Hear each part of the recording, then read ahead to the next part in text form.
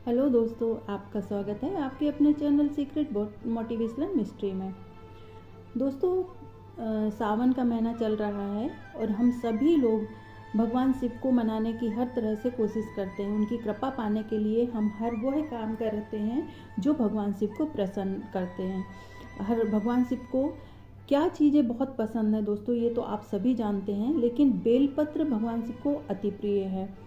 शास्त्रों के अनुसार सावन माह की विशेष महिमा बताई गई है।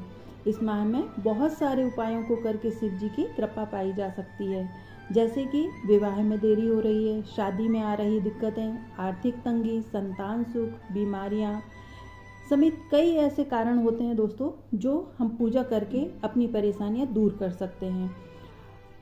कई तरह की ऐसे मनुष्यों के कष्ट होते हैं जो कि हम पूजा पाठ से दूर कर सकते हैं, लेकिन अगर जिस भगवान को जो चीज़ पसंद है अगर वो हम चढ़ाते हैं तो उससे हमें और भी ज़्यादा भगवान की कृपा प्राप्त होती है और प्रभु प्रसन्न होकर हमें अपना आशीर्वाद देकर हमारी परेशानियों को दूर करते हैं। तो ऐसा ही है दोस्तों सावन का महीना। सावन के महीने में शिव भगवान को बेलपत्र चढ़ाने से भक्तों की सभी कष्ट दूर हो जाते हैं, सारी मनोकामनाएं पूर्ण होती हैं, घर में सुख शांति समृद्धि आती है। बेलपत्र भगवान शिव को अति प्रिय है। घर में बेलपत्र का पौधा लगाना अति शुभ माना जाता है दोस्तों, मगर इसे घर के उत्तर पश्चिम दिशा में लगाना चाहिए। शास्त्रों के अनुसार जिस स्थान पर बेलपत्र का पौधा लगाया जाता है वह स्थान काशी तीर्थ के समान पवित्र माना जाता है।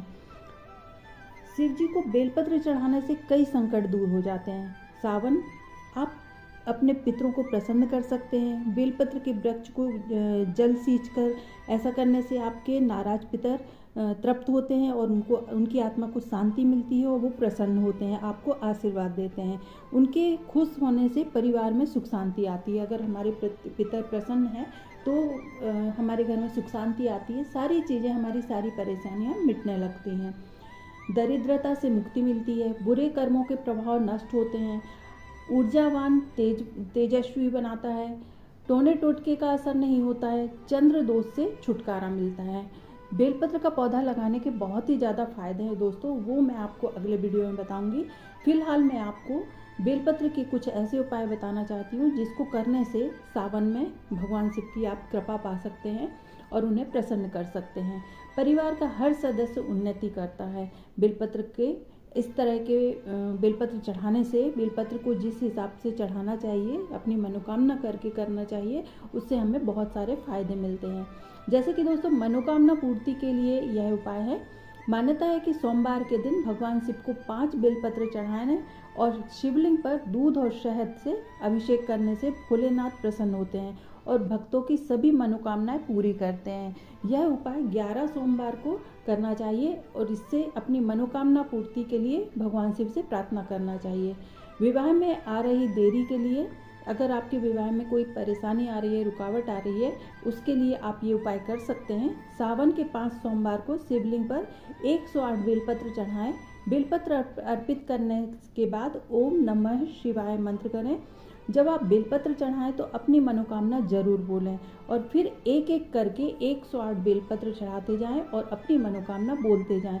तो जो विवाह में बाधाएं आ रही हैं, रुकावटें आ रही हैं या कोई दोष है विवाह में आ रहे मतलब जो भी कुंडली में दोष हैं, वो सारी बाधाएं दूर हो जाती हैं।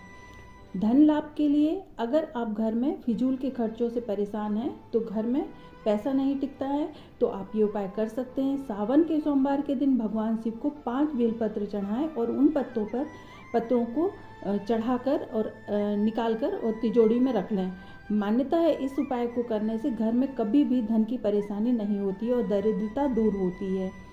सुख समृद्धि के लिए सावन के महीने में घर या बगीचे में बेलपत्र का पौधा लगाना चाहिए। ये बेहद शुभ माना जाता है। ऐसा करने से धन दौलत की कमी दूर होती है और माँ लक्ष्मी की कृपा हमारे ऊपर बनी रहती है। माँ लक्ष्मी हमेशा हम पर मेहरबान रहती हैं। आर्थिक संकट से मुक्ति पाने के लिए सावन के सोमवार को भगवान शिव की विधि विधान से पूजा करना चाहिए और उन्हें बेलपत्र अर्पित करना चाहिए। पूजा के बाद कम से कम 3 बेलपत्र पर ओम नमः शिवाय लिखकर तिजोरी में रख दें। इससे जातक की सभी आर्थिक संकटों से मुक्ति मिलती है और इससे जो विघ्न आ रहे हैं, जो भी अवरोध आ रहे हैं, आपके पैसों की परेशानी हो रही है, आर्थिक तंगी है, वो सारी दूर हो जाती हैं। संतान प्राप्ति के लिए उपाय है दोस्तों, ज्योतिष शास्त्र के अनुसार संतान सुख की प्राप्ति के लिए बेलपत्र के उपाय बहुत मंगलकारी होते हैं। इसके लिए आपकी अपनी आयु के बराबर, जितनी आपकी उम्र है उतना आप बेलपत्र इकट्ठित कर लें। जैसे आपकी 20 साल उम्र है तो 20 बेलपत्र इकट्ठा करें, 50 साल है 50 बेलपत्र, इस तरह उम्र के हिसाब से आप बेलपत्र इकट्ठी कर लें और उसे गाय के दूध में डुबो दें।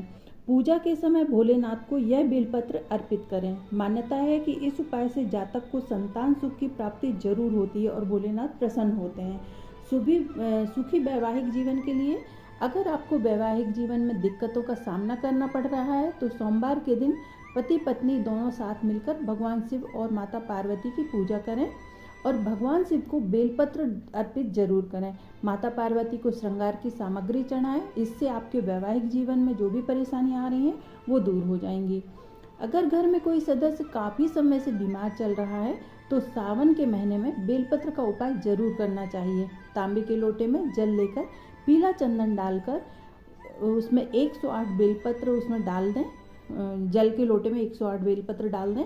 अब जल चढ़ाते जाएं और एक एक बेलपत्र निकालकर भोले बाबा को चढ़ाते जाएं और मन में ओम नमः शिवाय का मंत्र करते जाएं। जो व्यक्ति बीमार है वह जल्द ही स्वस्थ होने लगेगा और उसके स्वस्थ होने की कामना करते हुए आप जल बेलपत्र चढ़ाएं। इस तरह उपाय करने से रोगी जल्दी से जल्दी स्वस्थ हो जाता है। दोस्तों, आपको अगर मेरा वीडियो अच्छा लगा हो तो इसे लाइक शेयर सब्सक्राइब जरूर कीजिएगा।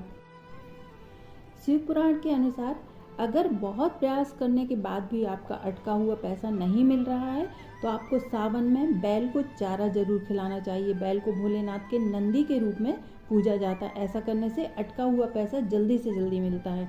धन वृद्धि के लिए, अगर आप चाहते हैं कि आपके जीवन में धन धान्य की वृद्धि बनी रहे तो सावन माह में या प्रत्येक सोमवार को प्रदोष काल में शिव जी का गन्ने के रस से अभिषेक जरूर करना चाहिए। शिव चालीसा का पाठ करना चाहिए।